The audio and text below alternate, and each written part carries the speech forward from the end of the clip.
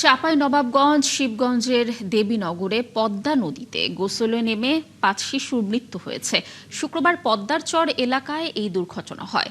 ঘটনার বিস্তারিত জানাতে আমাদের সাথে যুক্ত হচ্ছেন সহকর্মী AKS রোকন। রোকন, নিশ্চয়ই শুনতে পাচ্ছেন আমাকে। একসাথে এতগুলো শিশু পানিতে আসলে কিভাবে ডুবলো, এই বিষয়ে একটু জানতে চাই আপনার কাছে, এবং তাদের উদ্ধারে প্রশাসনের তৎপরতা কেমন ছিল এবং যারা নিহত হয়েছে তাদের স্বজনরা কি বলছে, জানাবেন বিস্তারিত। এলাকায় তাদের বাড়ি এবং এখানেই মূলত বাচ্চাগুলা গোসল করছিল, তখন গোসল করার সময় তার মূলত ডুবে মারা যায়। এবং এইখানে আপনাকে যদি দেখানোর চেষ্টা করি যে এখানে যে নদীটা রয়েছে, এই নদীর পাশেই কিন্তু তাদের বাড়ি। যে বাড়িগুলো দেখছেন, এই বাড়িগুলো পাশেই তাদের বাড়ি, যার কারণে এই বাচ্চাগুলো প্রতিনিয়তই কিন্তু এই নদীতে গোসল করে থাকে এবং এই গোসল করতে গিয়ে কিন্তু তারা পানিতে ডুবে মারা যায়। এবং আপনাকে যদি আর একটু বিষয় জানিয়ে রাখি, যে আপনি নিশ্চয়ই দেখতে পাচ্ছেন যে বেশ কিছু নৌকো আসছে। এই নৌকোগুলো কিন্তু তাদের স্বজনদের একটা আহাজারি আমরা আসতে লেগে রাস্তার মধ্যে কিন্তু দেখেছি এবং ঝাঁকে ঝাঁকে 3টি নৌকোই করে কিন্তু এই লোকজন তাদের বাড়িতে আসছে এবং বাড়ির আশেপাশে একটা ভারী পরিবেশ আমরা লক্ষ্য করেছি। এবং আপনাকে আরো যদি দেখানোর চেষ্টা করি, ঘাটে কিন্তু বেশ কিছু মহিলা এবং পুরুষ অপেক্ষা করছে। তারা কিন্তু এই বাড়িতে যারা মারা গেছে তাদের বাড়িতে যাওয়ার জন্য নৌকার জন্য অপেক্ষা করছে। এবং আপনি যদি জানতে চাচ্ছিলেন যে উদ্ধার তৎপরতা, মূলত চাঁপাইনবাবগঞ্জ জেলা শহর থেকে প্রায় 15 থেকে 20 কিলোমিটার দূরে চর বেষ্টিত এলাকায় এই স্থানটি, যার কারণে কিন্তু প্রশাসনের পক্ষ থেকে তেমন একটা সুযোগ ছিল না উদ্ধার তৎপরতা চালানোর। তবে কিছুক্ষণ পরে কিন্তু এখানকার গ্রামের লোকজন তারা চেষ্টা করে কিন্তু সেই বাচ্চাগুলো উদ্ধার করেছে এবং উদ্ধারের পরপরই কিন্তু তাদের মৃত অবস্থায় পাওয়া যায়। এবং আমার কাছে এই ছিল সর্বশেষ কাহিনী। রোকন, ধন্যবাদ আমাদের সাথে যুক্ত থাকার জন্য। নিশ্চয়ই আমরা এই দুর্ঘটনার আরও তথ্য পরবর্তী সংবাদ সংযোগগুলোতে আপনার মাধ্যমে দর্শকদেরকে জানানোর চেষ্টা করব। সৌদি আরবের রিয়াদে সোফা কারখানায় আগুনে নিহত 9 বাংলাদেশির দাফন সম্পন্ন হয়েছে। এর মধ্যে 7 জনকে দাফন করা হয়েছে নওগাঁর আত্রাইয়ে, বাকি 2 জনকে রাজশাহী ও নাটোরে। এর আগে সকালে প্রথম জানাজার পর যার যার পরিবারের কাছে মরদেহ বুঝিয়ে দেয়া হয়। এদিকে নিহতদের পরিবারের সদস্যরা জানান, পুড়িয়ে হত্যার অভিযোগ করেছেন তারা, কিন্তু ঘটনা তদন্তের কোনো তথ্য তারা পাননি। সহকর্মীদের তথ্য ও ছবিতে প্রতিবেদন। বৃহস্পতিবার ঢাকা থেকে রওনা হয়ে রাত 1টায় নওগাঁর আত্রাই পৌঁছে সৌদি আরবের রিয়াদে আগুনে পোড়া 7 বাংলাদেশির মরদেহ। সেখানে তাদের কফিন নিতে আগে থেকেই অপেক্ষা ছিলেন স্বজনরা। মরদেহ দেখার পর কান্নায় ভেঙে পড়েন সবাই। আমি প্রতিবন্ধী, আমার আরেকটি ছেলে দৃষ্টিবন্ধী। এখন আমার পরিবারে হাল ধরার মতন কেউ নেই। 2টা ছেলে মেয়ে আছে, তারা মানুষের মতন মানুষ করে যেন সরকার দেয়। এরপর শুক্রবার সকাল 10টায় উপজেলার মোল্লা আজাদ মেমোরিয়াল কলেজ মাঠে একসঙ্গে 7 জনের জানাজা অনুষ্ঠিত হয়। এতে অংশ নেন সংসদ সদস্য শেখ মোহাম্মদ রেজাউল ইসলাম রেজু সহ প্রশাসনের বিভিন্ন পর্যায়ের কর্মকর্তারা। জানাজা শেষে মরদেহগুলো নিহতদের স্বজনদের কাছে হস্তান্তর করা হয়। পরে স্বজনরা নিজ নিজ গ্রামের উদ্দেশ্যে রওনা দেন। নিহত 7 জন হলেন আত্রাই উপজেলার উদনপুই গ্রামের মোহাম্মদ ফরিদ, গন্ডগোহালী গ্রামের রুবেল প্রামাণিক, মোহন আলী, সুমন আলী এবং কলিম উদ্দিন, ডুবাই গ্রামের সোহেল রানা এবং পার কাসুন্দা গ্রামের আব্দুল জলিল সর্দার। নিহত পরিবারগুলোর দাবি, এটি মোটেও দুর্ঘটনা নয়, তাদের হত্যা করা হয়েছে। বেতন পাইছে, ছাড়ার আগে রবিবারে বিকাল 5টার দিকে অগ্নিকাণ্ড এসে মারা গেছে। এই ভাই আমার 4 বছর হচ্ছে সৌদি আরব গিয়েছিল। এই সোফা ফ্যাক্টরিতে আগুন দুর্ঘটনায় আমার ভাই নিহত হয়ে গেছে। আত্রাই উপজেলা প্রশাসন জানিয়েছে, আগুনে নিহত বাকিদের ডিএনএ সংগ্রহ করা হয়েছে। পরীক্ষা নিরীক্ষা শেষে দ্রুত তাদেরও মরদেহ দেশে ফেরানো হবে। এবং যে 4 জনের কথা বললেন তাদের পরিবারের ইতিমধ্যে ডিএনএ টেস্টের স্যাম্পল নেওয়া হয়েছে, এগুলো যাচাই করা হবে, দ্রুত পাঠানোর ব্যবস্থা করবে। এদিকে একই ঘটনায় নিহত শ্যামলের দাফন হয়েছে রাজশাহীর বাগমারার ঝিকরা ইউনিয়নে। বিয়ের জন্য অসচ্ছল পরিবারের একটু সচ্ছলতা নিয়ে এসে দেন, এই জন্য আমি অনুরোধ জানাচ্ছি।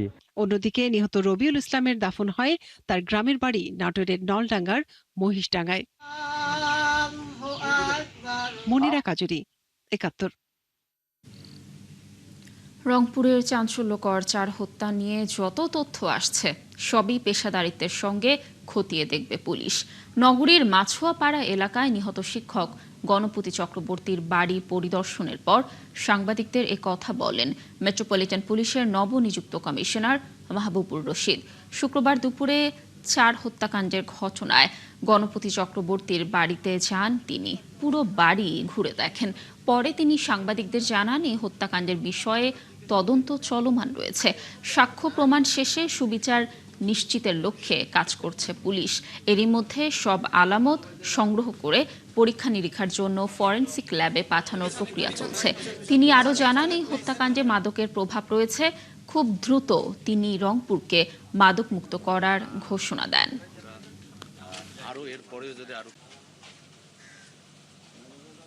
মামলা একটা চাঞ্চল্যকর ঘটনা। এই মামলা নিয়ে সারা দেশে নানান রকম কথাবার্তা হচ্ছে। এই প্রতিটা কথাবার্তা আপনার সাক্ষ্য প্রমাণ সংগ্রহ করে সেগুলার যথাযথ জবাব দিয়ে মামলাটাকে একটা সঠিক পর্যায়ে নিয়ে আদালতে চার্জশিট দাখিল করে যাতে একটা সুবিচার হয়, আমরা সেই চেষ্টাটাই করছি। মৌলভীবাজারের বড়লেখা সীমান্তের কুমারশাইল এলাকা থেকে বলাই দাস নামের ভারতীয় চোরা কারবারিকে আটক করেছে বিজিবি। 52 ব্যাটালিয়নের অধিনায়ক লেফটেন্যান্ট কর্নেল আতাউর রহমান জানান, বৃহস্পতিবার রাতে বড়লেখার কুমারশাইল সীমান্তে অবস্থান নেয় বিজিবি। এ সময় সন্দেহভাজন কয়েকজন চোরা কারবারি বিজিবি সদস্যদের ওপর হামলা চালায়। আত্মরক্ষার্থে বিজিবি গুলি চালায়। এক পর্যায়ে কয়েকজন পালিয়ে গেলেও আহত অবস্থায় বলাই দাসকে আটক করা হয়। পরে তার কাছ থেকে একটি বিদেশি পিস্তল, 2 রাউন্ড গুলি ও 500 ইয়াবা উদ্ধার করা হয়। সিরাজগঞ্জ সদরের আঞ্চলিক সড়কে ট্রাকের চাপায় সিএনজি চালিত অটোরিকশার চালক সহ 2 জন নিহত হয়েছেন। শুক্রবার ভোরে সদর উপজেলার শিয়ালকোল ইউনিয়নের আঞ্চলিক মহাসড়কে এই দুর্ঘটনা ঘটে। নিহতরা হলেন ঠাকুর হাওলাদার ও অটোরিকশা চালক আশিক আহমেদ। পুলিশ জানায়, ঠাকুর হাওলাদার ও তার ছেলে ভদ্রঘাট বাজার থেকে একটি অটোরিকশা নিয়ে শহরের দিকে যাচ্ছিলেন। বটতলায় পৌঁছালে একটি ট্রাক অটোরিকশাটিকে ধাক্কা দেয়। এতে অটোরিকশা দুমড়ে মুচড়ে সেখানেই মারা যান অটোরিকশার চালক আশিক ও যাত্রী ঠাকুর হাওলাদার। আহত বিষ্ণু হাওলাদারকে সিরাজগঞ্জ মেডিকেল কলেজ হাসপাতালে ভর্তি করা হয়েছে। রূপগঞ্জের তারাবো এলাকায় পরিত্যক্ত ভবন থেকে 5টি পাইপগান, গুলির খোসা ও বিপুল পরিমাণ গাঁজা উদ্ধার করেছে র্যাব। শুক্রবার র্যাব 11 এর কোম্পানি কমান্ডার লেফটেন্যান্ট নাইমুল হক জানান, বৃহস্পতিবার রাত 3টার দিকে রূপগঞ্জের তারাবো এলাকায় র্যাব 11 এর একটি বিশেষ দল অভিযান চালায়। এ সময় র্যাবের উপস্থিতি টের পেয়ে কয়েকজন মাদক কারবারি দ্রুত পালিয়ে যায়। পরে পরিত্যক্ত ভবন তল্লাশি করে 5টি পাইপগান, 3 রাউন্ড গুলির খোসা এবং 4 কেজি 700 গ্রাম গাঁজা উদ্ধার করা হয়। এ ঘটনায় শুক্রবার সকালে রূপগঞ্জ থানায় মামলা করা হয়েছে। সাভারে গ্যাস সংকট কাটেনি। ঘন্টার পর ঘন্টা লাইনে দাঁড়িয়েও সিএনজি স্টেশনগুলোতে পাওয়া যাচ্ছে না গ্যাস। একই অবস্থা আবাসিক ও শিল্প এলাকায়। আবাসিক গ্রাহকরা বিকল্প হিসেবে বৈদ্যুতিক চুলা বা সিলিন্ডার ব্যবহার করছেন, আর শিল্প মালিকদের কারখানা বন্ধ রাখতে হচ্ছে। রায়ান বিন আমিনের প্রতিবেদন। সাভার পৌরসভার কলেজ রোডের একটি বাড়ি। দিন কিংবা রাত কোনো সময় গ্যাস পান না বাসিন্দারা। বিকল্প হিসেবে রান্না শুরু হয়েছে মাটির চুলা। কেউ কেউ ব্যবহার করছেন সিলিন্ডার ও বৈদ্যুতিক চুলা। প্রায় 1.5 মাস ধরে পুরো সাভারে গ্যাসের এই সংকট চলছে। 2 মাস ধরে গ্যাস নাই, আবার লাকড়ি কিনতে হয়, লাকড়ির সংকটও দেখা দিচ্ছে। সিলিন্ডারও কেনার মতো সামর্থ্য নাই। গ্যাস বিল দেন নাগে মাস শেষে আমাদের অনেক কষ্ট খাওয়া দাওয়া। একবেলা খাইলে 2 বেলা খাইতে পারি না গ্যাসের কারণে। একই অবস্থা সিএনজি স্টেশনগুলো। আমিনবাজার, হেমায়েতপুর ও সাভার পৌরসভার 7টি সিএনজি স্টেশনের মধ্যে 5টিতে গ্যাসের চাপ থাকে না। সেখানে দীর্ঘ লাইন অপেক্ষা করতে গিয়ে চালকদের ভোগান্তি বাড়ছে। যেমন এই 8টা বাজে আইছি, বেলা 1টা বাজে। আমরা মানিকগঞ্জ থেকে আসছি ভাই, এই সাভার আসছি ভাই, আমরা গ্যাস কোনো জায়গায় পাচ্ছি না। রাত দিন মনে করেন যে একই অবস্থা। দিনও যেরকম ভোগান্তিতে ভোগাল লাগে, রাত ওইভাবেই চলতেছে। ব্যবসায়ী ও শিল্প সংশ্লিষ্টরা জানান, সাধারণ সময় গ্যাসের চাপ 8 থেকে 10 PSI পাওয়া যেত। বর্তমানে গ্যাসের চাপ 2 থেকে 3 PSIতে নেমে এসেছে। সাধারণত একটা সিএনজি স্টেশন চালাতে হলে 8 থেকে 10 PSI লাগে, সেখানে আমাদের আছে 3 PSI বর্তমানে। জেনারেটর চালাতে গিয়ে আমাদের প্রতিনিয়ত অয়েল সংগ্রহ করতে হচ্ছে, এবং আমাদের আশেপাশে যেসব ইন্ডাস্ট্রিগুলো আছে সকলে একই সাথে জেনারেটর চালু রাখার জন্য তাদেরও যে অয়েল সংকট, সেটাও এখন তীব্র আকার ধারণ করেছে। যদিও এইসব বিষয়ে কথা বলতে রাজি হননি সাভার তিতাসের কোনো কর্মকর্তা। রায়ান বিন আমিন, 71। মানিকগঞ্জের বাজারে বেশিরভাগ সবজির দাম কমতে শুরু করেছে। সরবরাহ বাড়ায় দাম কমছে বলছেন বিক্রেতারা। তবে বেড়েছে মাছ, মুরগি ও ডিমের দাম। আর মুদি পণ্য ও মশলা আগের দামেই বিক্রি হচ্ছে। নিত্যপণ্যের বাজার নিয়ন্ত্রণে রাখতে নিয়মিত তদারকির দাবি ভোক্তাদের। মানিকগঞ্জ থেকে আরো জানাচ্ছেন মনিরুল ইসলাম মিহির। সরবরাহ বাড়ায় মানিকগঞ্জের বাজারে কমতে শুরু করেছে বেশিরভাগ সবজির দাম। গেল সপ্তাহের তুলনায় প্রতিটি সবজি কেজিতে 20 থেকে 30 টাকা পর্যন্ত কমেছে। এতে কিছুটা স্বস্তি ফিরেছে ক্রেতাদের মাঝে। বাজার ঘুরে দেখা গেছে গেল সপ্তাহের তুলনায় বেগুন, শসা, করলা, চিচিঙ্গা, পটল, ঢেঁড়সের দাম কেজিতে কমেছে 20 থেকে 30 টাকা পর্যন্ত। আর কাঁচামরিচ বিক্রি হচ্ছে 100 টাকা কেজিতে। বিক্রেতারা বলছেন পাইকারি আড়তে সবজির সরবরাহ বেড়ে যাওয়ায় দাম কমে গেছে। যে সবজিগুলো আপনার 1-2 সপ্তাহ আগেও 160 বা 180-200 ছিল, সেটা কমে 100-120 এর ভিতরে আসছে। সবজির দাম আগের তুলনায় থেকে এখন দাম একটু কমছে, আগের তুলনায় বর্তমানে একটু কম। তবে সবজির দাম কমলেও বাড়তি রয়েছে মাছ, মুরগি ও ডিমের দাম। ক্রেতারা বলছেন বাজারে দেশীয় মাছের তুলনায় চাষের মাছ বেশি পাওয়া যাচ্ছে, তবে সব ধরনের মাছ বেশি দামেই কিনতে হচ্ছে। আর বিক্রেতারা বলছেন আড়তেই মাছের সরবরাহ কম থাকায় দাম বাড়তি। সব মাছেই দাম বেশি, শুধু এই মাছটা। আমি চিংড়ি গিলাম, মনে করেন চিংড়ি মনে করেন ছোট ছোট 200 টাকা চিংড়ি গিলাম। এই আসলে তো দাম একটু বেশি, আমাদের জন্য বেশি হয়ে যায়। এখন আমি কিনলাম হচ্ছে কি কাতল মাছ, এটা 4 কেজির মতো হয়েছে হয়তো বা, ওটা আপনার 400 টাকা কেজি নিছে। এখন বর্তমানে মাছ তো পাওয়া যাইতেছে না, লেগে একটু দামটা একটু বেশি। চাষের কই মাছ 200 টাকা কেজি, রুই মাছ 350 টাকা, বড়া 400 টাকা। আমদানি নাই বলে দাম একটু বেশি। এদিকে ডিমের হালি 40 টাকা থেকে বেড়ে বিক্রি হচ্ছে 48 টাকায়। আর ব্রয়লার মুরগির দাম গেল সপ্তাহের তুলনায় বেড়েছে 20 টাকা পর্যন্ত। বিক্রেতারা বলছেন লোডশেডিং এর কারণে খামারে মুরগি ও ডিমের উৎপাদন কমে গেছে। চাহিদার তুলনায় সরবরাহ কম থাকায় দামও বেড়েছে। লোডশেডিং এর কারণে একটু প্রোডাকশন কম, এখন একটু ডিমের দাম বাড়ছে, এই অবস্থা। বাজারে বর্তমানে মাছ, মাংস, মুরগি এগুলোর দাম একটু চড়া। সবজি বাজার মোটামুটি এখন ঠিক আছে, কিন্তু মাছ, মাংস, মুদির পণ্য যত সবগুলো আছে সবকিছুর রেটই অনেক বেশি। এদিকে জ্বালানি সংকটের অজুহাতে মুদি পণ্যের দাম সামান্য বাড়লেও স্থিতিশীল আছে মশলা পণ্যের দাম। মনিরুল ইসলাম মিহির, ৭১, মানিকগঞ্জ। রাজশাহীতে সারের সংকট কাটাতে ডিলারদের কাছ থেকে প্রতিদিন বেচাকেনার হিসেব নেওয়ার সিদ্ধান্ত নিয়েছে জেলা প্রশাসন। ৭১কে জানানো হয়েছে সারের অবৈধ মজুদ বা কালোবাজারির চেষ্টা করলে কঠোর আইনি ব্যবস্থা নেওয়া হবে। আর বিভাগীয় কমিশনার জানান ধান সহ ফসলের উৎপাদন নিশ্চিত করতে হলে সব শ্রেণী পেশার মানুষকে সচেতন হতে হবে। রাশিদুল হক রুশোর তথ্য ছবিতে প্রতিবেদন। আমন রোপণের ভরা মৌসুমে জেলার বিভিন্ন স্থানে সার সংকট। গেল কয়েকদিনের এমন খবরে নড়ে চড়ে বসেছে প্রশাসন। ঘটনার সত্যতা যাচাইয়ে বুধবার জেলার বিভিন্ন স্থানে সারের ডিলারদের গোডাউনে সারের মজুদ, সরবরাহ ও বিক্রয় পরিস্থিতি সরজমিন পরিদর্শনে যান বিভাগীয় ও জেলা প্রশাসনের সর্বোচ্চ কর্তারা। এ সময় সার ও বীজ মনিটরিং কমিটির সভাপতি কৃষকদের চাহিদা বিবেচনায় অতিরিক্ত সারের বরাদ্দ চেয়ে সংশ্লিষ্ট মন্ত্রণালয়ে চিঠি দেওয়ার কথা জানান। সরকারি যে বরাদ্দ, এতে কোনো ঘাটতি নেই এবং কোথাও কোথাও এটি নিউজ এসেছে যে সার পাচ্ছে না কৃষক। আমরা সেইখানেও আমাদের ভিজিলেন্স রয়েছে।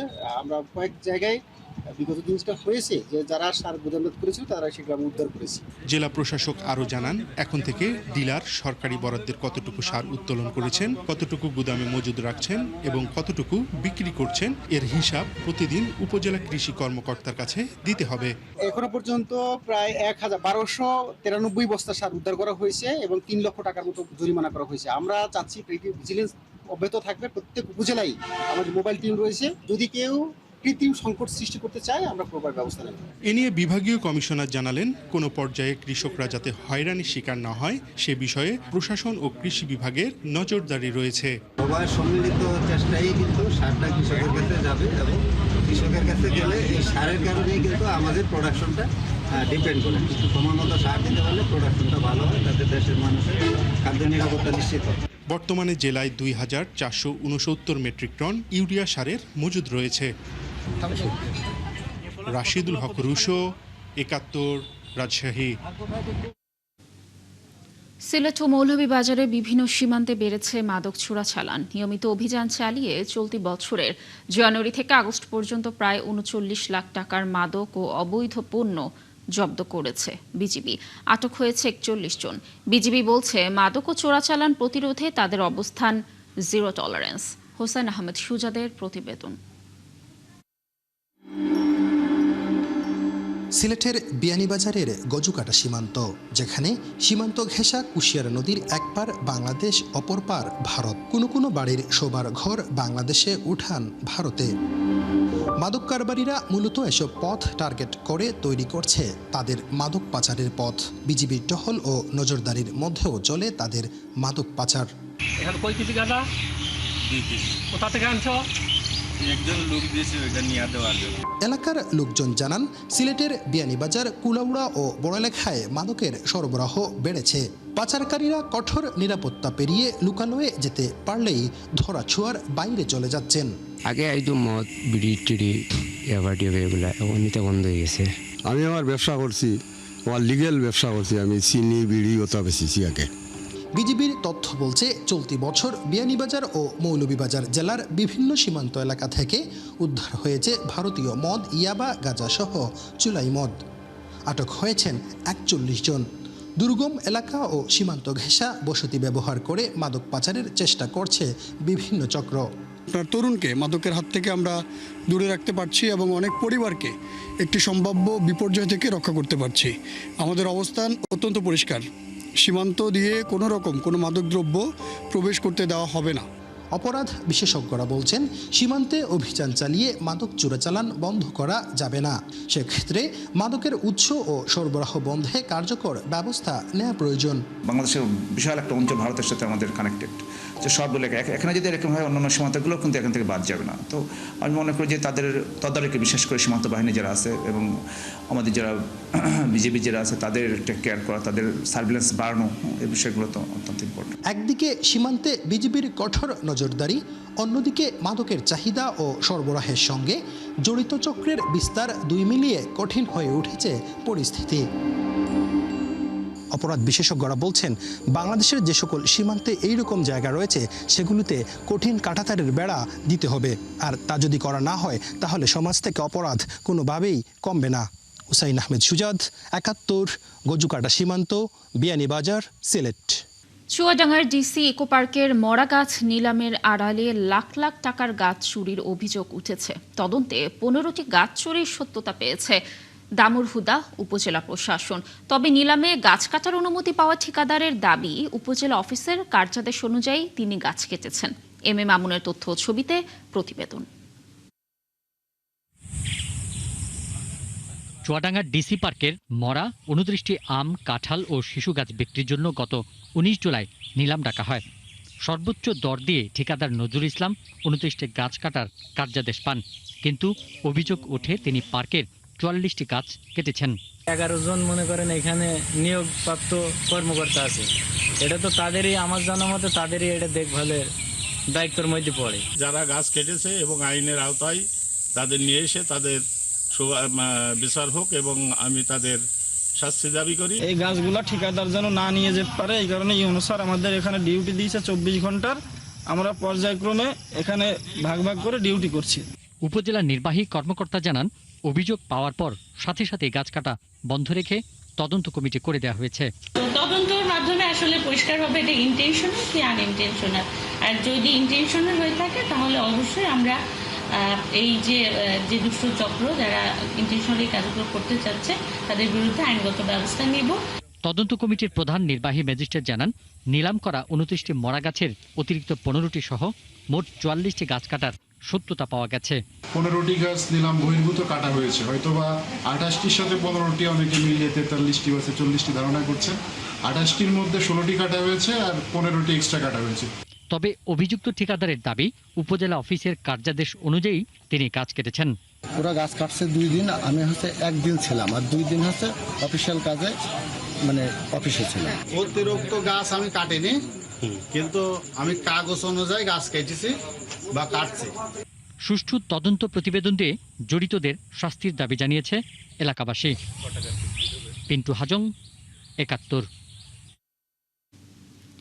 এক বছর ধরে বেহাল ঢাকা বরিশাল মহাসড়ক। ফরিদপুরের ভাঙ্গা থেকে বরিশাল পর্যন্ত ৯৬ কিলোমিটার অংশে খানাখন্দে ভরা। এতে দুর্ভোগ তো হচ্ছেই, পাশাপাশি ঘটছে দুর্ঘটনাও। বাস মালিক সমিতির নেতারা জানান, প্রশাসনকে বারবার বলেও সংস্কার করা হচ্ছে না। আর নির্বাহী প্রকৌশলী জানান, আগামী অক্টোবর থেকে কাজ শুরু হবে। বিধান সরকারের প্রতিবেদন।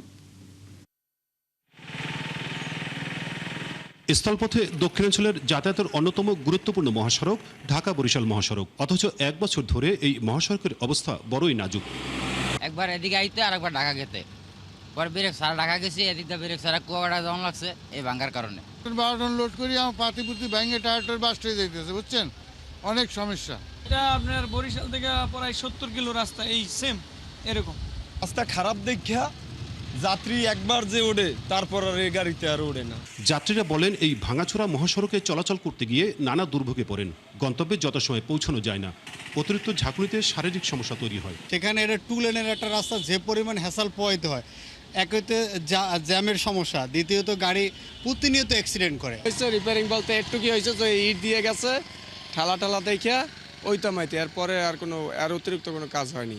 এদিকে জেলা বাস মালিক সমিতির নেতাদের আক্ষেপ, বহুবার সড়ক ও জনপথ বিভাগে যোগাযোগ করেছেন, চিঠি দিয়েছেন, কোনো ফল হয়নি। আমাদের গাড়িরও ক্ষতি হয়, অ্যাক্সিডেন্ট হলে যাত্রীর ক্ষতি হয়। প্রশাসনকে আমরা যতবারই বলি, যতবারই করি, চিঠি দিই, যতবারই আপনার কোনো মিডিয়ায় বলি, কোনো রকম কোনো কিছুই হচ্ছে না। তবে নির্বাহী প্রকৌশলী জানান, ইতিমধ্যে 24 কিলোমিটার সড়কের কার্যাদেশ আর 16 কিলোমিটার সড়কের টেন্ডার প্রক্রিয়া সম্পন্ন হয়েছে। আমরা আশা করতেছি যে অক্টোবর মাস যখন ড্রাই সিজন শুরু হবে, তখন থেকে শুরু করে আমরা ফেব্রুয়ারি মাস পর্যন্ত 24 কিলোমিটার সড়কের কাজটা শেষ করে ফেলতে পারবো। বাই দিস টাইম এখানে আমাদের এই সড়কে আরও 16 কিলোমিটার অংশে দরপত্র আহ্বানও হয়ে গেছে, এবং দরপত্র মূল্যায়ন প্রক্রিয়া শেষ করে আমরা খুব শীঘ্রই এখানে ঠিকাদার প্রক্রিয়া অ্যাপয়েন্ট করতে পারবো। এই মহাসড়ক ধরে প্রতিদিন 10,000-এর বেশি গাড়ি চলাচল করে।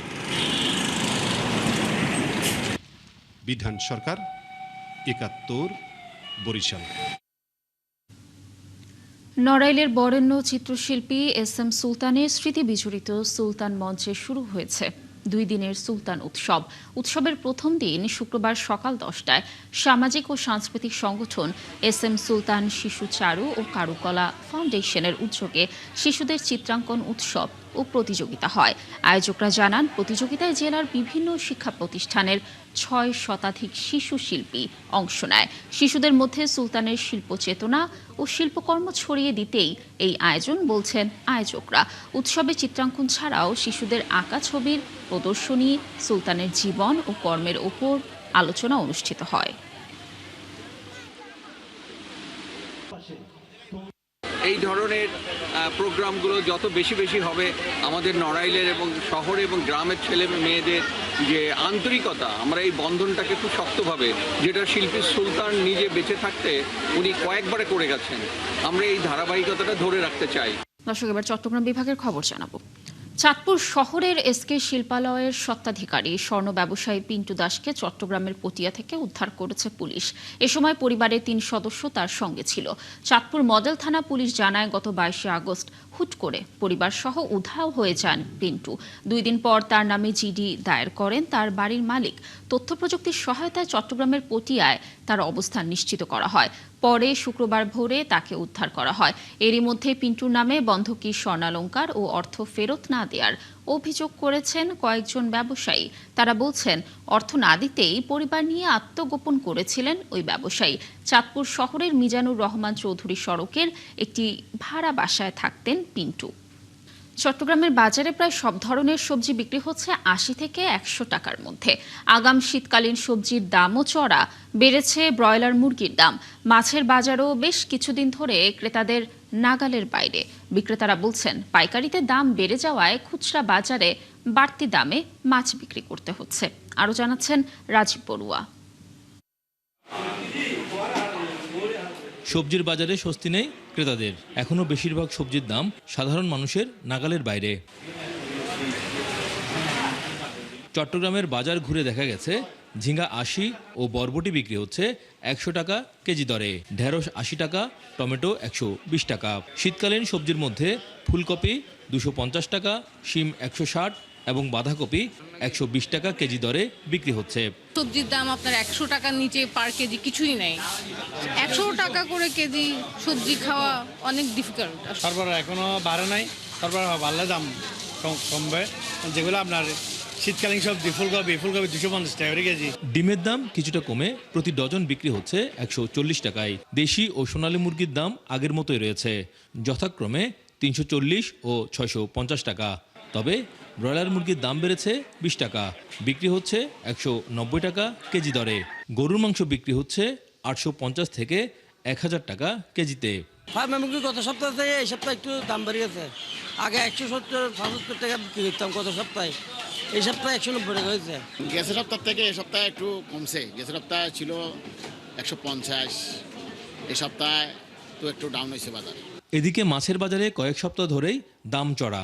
রুই ও কাতলা 450 থেকে 550 টাকা, তেলাপিয়া 300 থেকে 320 এবং শিং মাছ বিক্রি হচ্ছে 600 টাকা কেজি দরে। পেঁয়াজ ও আদার দাম অপরিবর্তিত, তবে বেড়েছে রসুনের দাম, বিক্রি হচ্ছে 145 টাকা কেজি দরে। কেজি প্রতি ধরে না 50 টাকা 100 টাকা এখন বাড়তি। যে কোনো মাছ, সব মাছে কোনো মাছ এখন সস্তা নাই। যে ইলিশ মাছ আমরা বিক্রি করতাম সর্বোচ্চ 1200-1300 টাকা, এটা এখনো আপনার 2000 টাকার উপরে সেল দিতে হচ্ছে। ক্রেতারা বলছেন সবকিছুর দামই বেশি, দাম মধ্যবিত্তের নাগালের বাইরে।